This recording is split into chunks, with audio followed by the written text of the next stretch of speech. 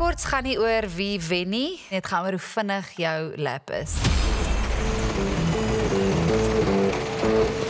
Die ou waar sy vlag en ek trap my petrol want ek wil voor Lanai in die ry kom. Hy val nie! Rara!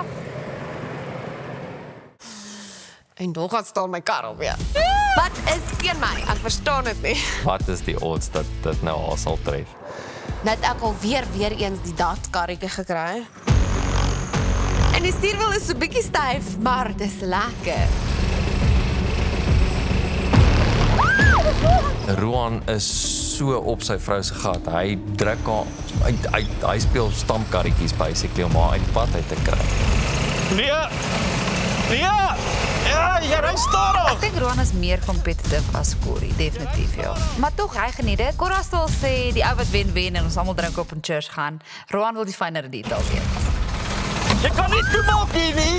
Ek wil jy ry! Dis nie 'n manier ek skuif nie. Dis my baie lekker om hierdie draaie te ski en so halwe dis 'n halwe donut. Dit jou rakker! Op 'n stuk toe kom hy verby Rihanna. Rihanna sit toe voor my en sê hoor, sommer die ou moet verbykom. Ek kom toe verby. Op 'n stuk gaan ek verby Roan en Lanai is nou voor my. Ons kom op 'n draai af. Sy sien hoor, sommer ek kom met spoed en sy gaan uit die pad uit. Sy lê nie voor my dat ek haar uit die pad uit moet stamp nie en ek stamp haar nie as prins om verby haar te gaan hier. Ek bedoel dis so van hoor hierso dis ons is 'n span. Of jy nou wen of ek nou wen, maak nie saak nie, ons het gewen.